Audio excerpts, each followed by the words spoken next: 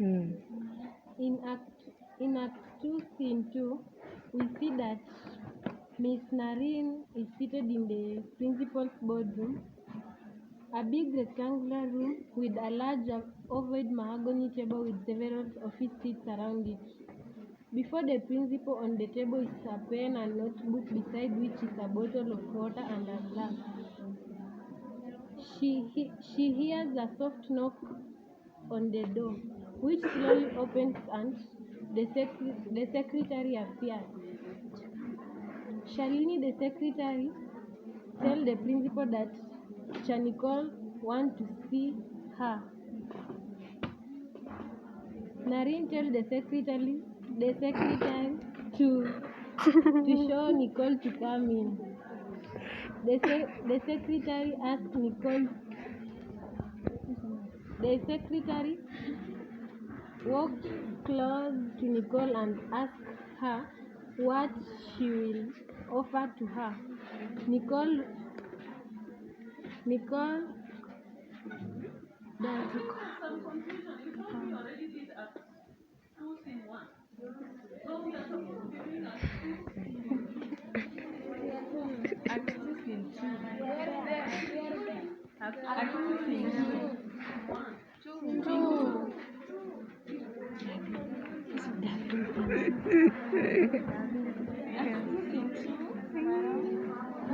Unanjema na mwani.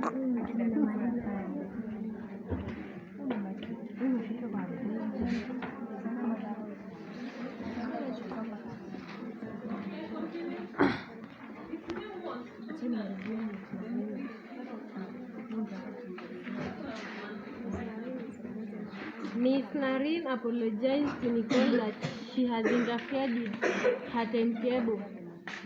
Nareen asked Nicole to come over because Mosi wants to talk with Nicole.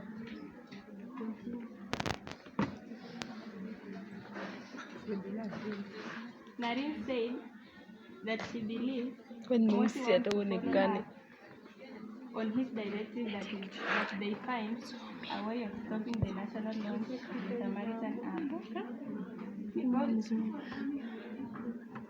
Nicole asked the principal. Nicole asked the principal if she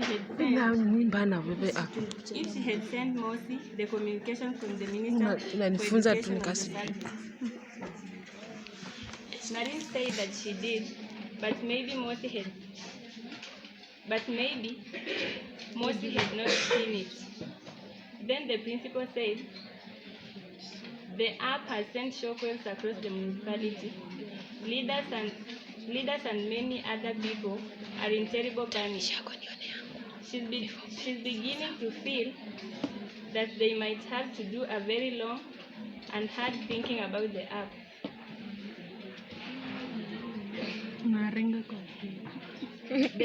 The principal said that she do not know how, but this matter has to be brought to a close with the urgency and seriousness it deserves, because it is dangerous. And Nicole says that I believe it will be over soon once the president launches the app. Then Nicole says that after the president has launched the app, it will be out of their hand. And Miss Nareen says that she was certain because the municipal leaders were convinced that Nicole was running the show behind the scenes as regards the app. And they also think that Nicole is in position of getting them out of the predicament they now find themselves in. Nicole says that it was natural for the municipal leaders to think so, because most people do. And this because I'm not only the teacher in charge of innovation, but also a mentor to the two students. And Miss Nareen says that nothing was beyond that. Then Miss Nareen also tells Nicole that she is one of the best members of the staff, and it will be very unfortunate if she lied to her, an old lady. And she also tells Nicole that She's old enough to be her mother and perceptive enough to know the kind of ambition she has. Conversation between Nicole and Miss Narine about the Samaritan. Miss Narine tells Nicole that she doesn't want the school to be involved in the Samaritan. Miss Narine tells Nicole that his mission is to prepare the students to be responsible and productive citizens.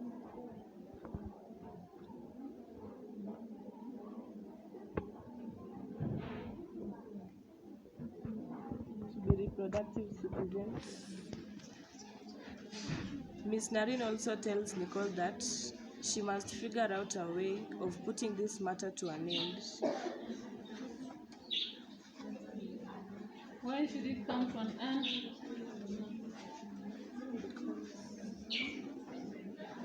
Because it will affect the school.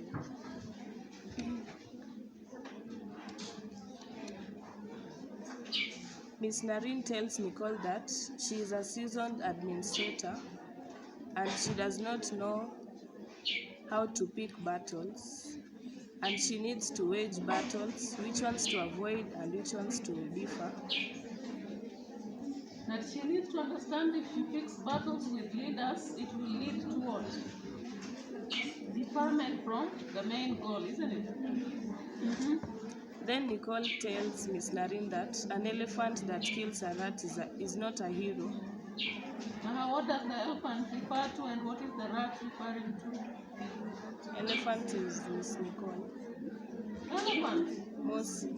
And the rat? Nicole. Then suddenly, they hear a loud, deep and a strong voice at the secretary's office, indicating that Mosi is coming.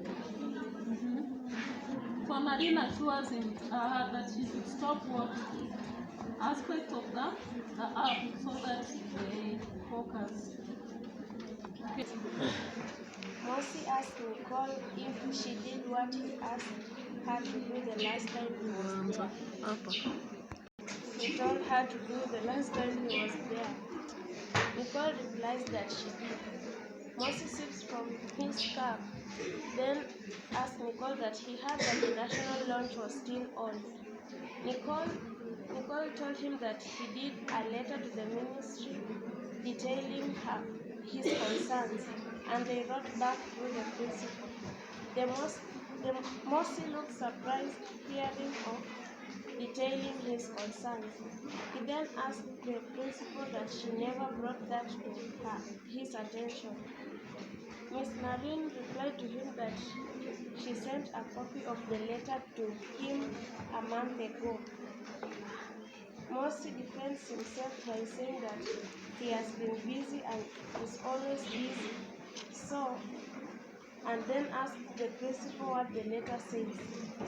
Miss Narine says that the letter says the school has no more role to play with respect to the Samaritan app, and any issues that he may have with the app should be referred to the minister's office. He then adds that a joint team of education ministry officials and the president's office representative is now responsible for all arrangements and preparation for the national launch of the app. Mosi sips from his cup and nods thoughtfully. Then he tells Miss Narine that was a clever maneuver on her part. Narine then asked Mosi to excuse her because she thinks that the talk is a private affair between Nicole and Mosi and the school has nothing to do with it. Then the Mosi excuses her. She appreciates. Then Mosi apologizes to Nicole for being a bit hard on her, and he explained that he just wanted them to have an honest talk. He tells Nicole that his major worry is that a malicious person or a political opponent like Honorable Basdeo will deliberately post false information about him on the app. Nicole answers that she doesn't think Mosi needs to worry, because if anyone posts false information, there is nothing that stops Mosi from pleading his grievances in a court of law. Mosi then says that most posts are anonymous and asks how can he take legal action against an anonymous person.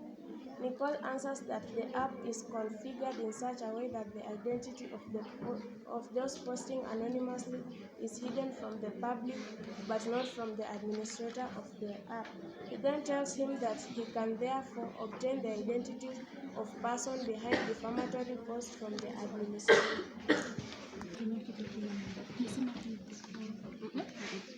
So we find that Mosi and Nicole are having a conversation about the app, whereby Mosi is telling Nicole that we all do mistakes and he wants Nicole to help him eliminate some of the negative information posted about him. And Nicole tells him that she's not the administrator of the app and has no access to it. Mosi says that he understands Nicole as the mentor of the two kids. Then Nicole claims that the National Information and Communication Corporation is taken over, making decisions on behalf of the two students. Mosi tells Nicole that they look at this matter differently. Mosi tells Nicole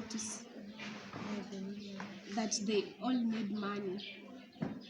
Nicole could not believe that the man whom he entrusted to fight corruption is offering to bribe her. Then Mosi ends up saying that he did not mean that. That is only venturing in what? Investment kind of commercializing the app. Nicole says that Nicole claims she has no proprietary that will entitle her to make any decisions regarding the app, because it doesn't belong to her. It belongs to the two students. Mosi tells Nicole to look at the matter in some depth, and she'll realize the truth, that she's being crucified for the mistake of the people, and crucified for the mistakes of the people, and that is unfair. Nicole tells Mosi that she has been reading the post on the Samaritan, and they are all about leaders, public officials, and even private individuals. You have not been singled out in any way.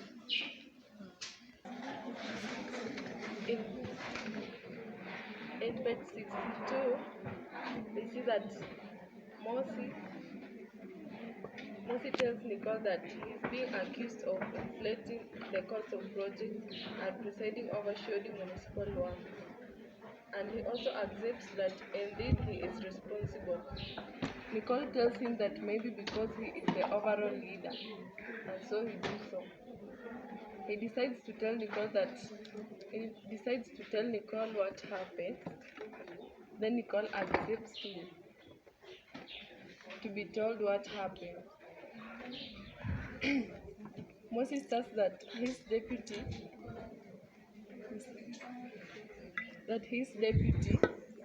and that it is his deputy. He continues that his deputy doubles the municipal secretary for the Department of Physical Infrastructure.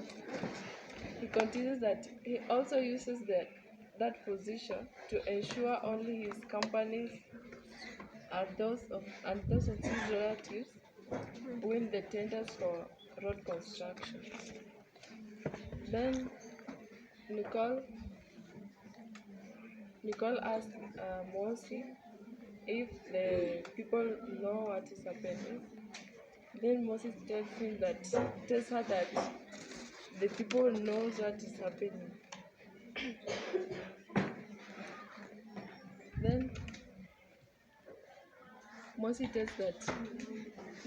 tells Nicole that there is hardly people who there is hardly people he had called in the town.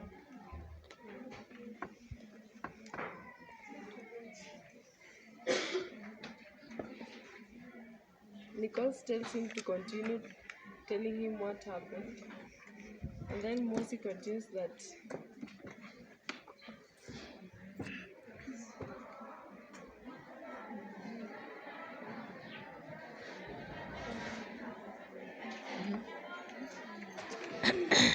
you'll find his deputy resembles a sloth, and then he asks Nicole if she has ever seen a sloth. Then Nicole tells him that this might be a disgrace.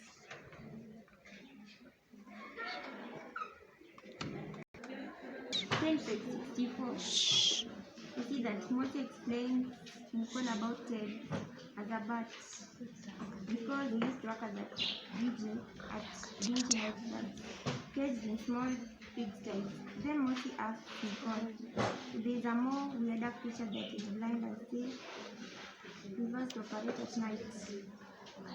As a DJ, he was responsible for noise pollution at nightclubs. He earned his livelihood by curating other people's music and making meals for everybody. Nicole was eager to know what happened to Ted after being a pirate. This is the reason why people took him to the council chamber because of his evil lifestyle. These rich jeans he wears, bangles and necklaces and other satanic adornments. So what is actually Mosi trying to do here? Who is he blaming for the wrong leaders like Ted? People who elected him. Who is he blaming? When you read that part of the nightclub, the basis on which they chose him. The people. So you have to explain that within the explanation that he seems to be blaming the citizens instead of himself for having chosen such a leader. He seems. Mosi blames the people for choosing Ted as a leader. Despite being illiterate, he stinks and makes the whole chamber smell like a nightclub and brewery. Mosi tells Nicole that he regrets giving him a campaign man and wishes death to Ted soon. Mosi says that Nicole asked Mosi why he can't rebuke Ted. Mosi says he can't talk to the bad, that God-forsaken, bug-scattered brain, evil man. He says he can't touch him either, not even with a 10-foot pole. He might infect him with an infection. Okay, in page 65, we see that Mosi refers Seymour as a good forsaken windbag, and he can't talk to such an evil man. He says he cannot touch him either, not even with a 10-foot pole. He says he might infect him with a strange diseases. He then said that Seymour is a pitiful human being. He said that he is a secretary of Municipal Department of Planning and Development. Mosi said that he will never get a building plan approval until you pay him some dollars. Then What particular law was he practicing within this department? Anyone from the group tell us what was the particular law that he was practicing?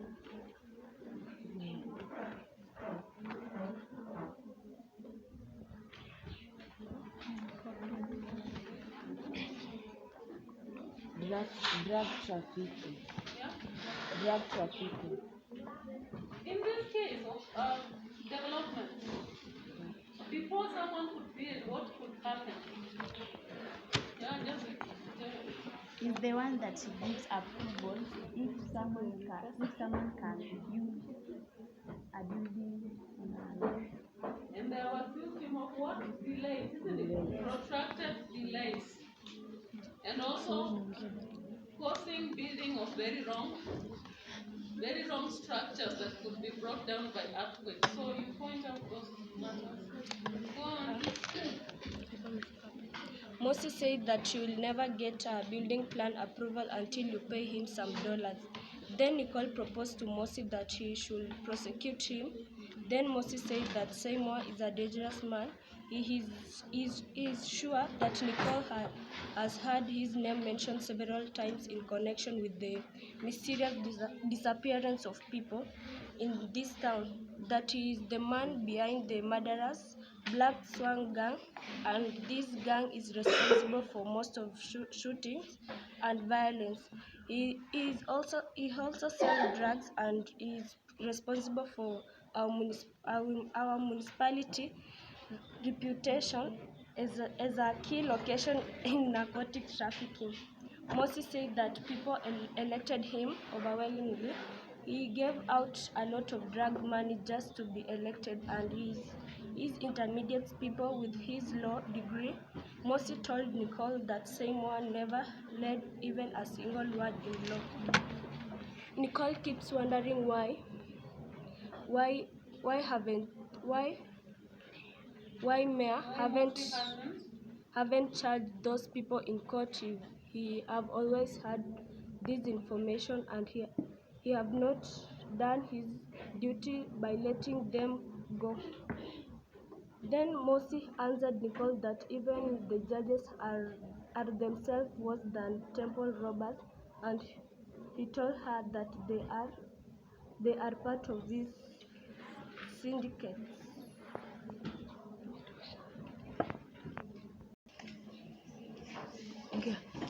The conversation went on, and Nicole told Mosi that she had no idea that the judges are worse than the temple robbers, and they are part of the syndicate. Then Mosi told her that the councillors and aldermen are being mobilized against him, and the municipal leaders are demanding for him to approve a budget allocation so as to give each council member money to fight court cases and might come up against them by the Samaritan.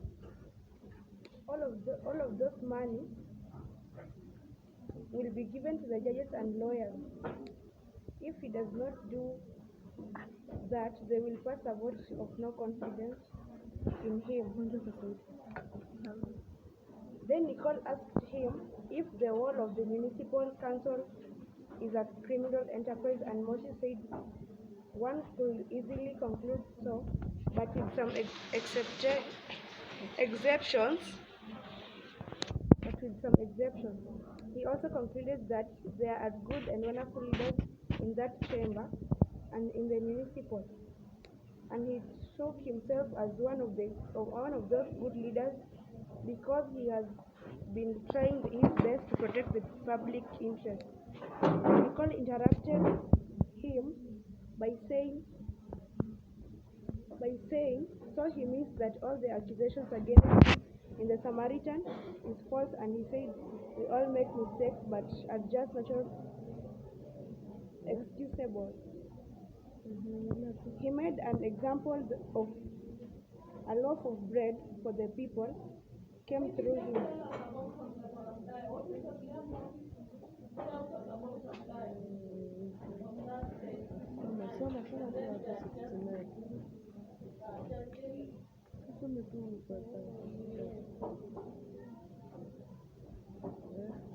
He takes a slice and gives the rest to the people.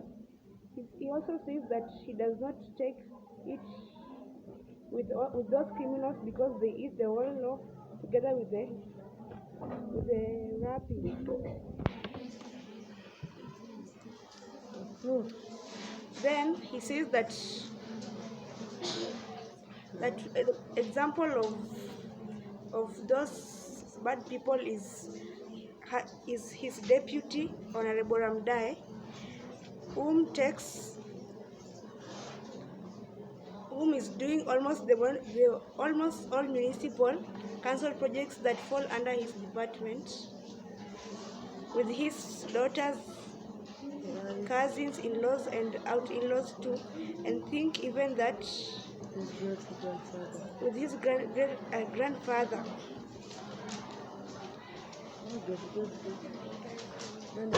Then Nicole asks him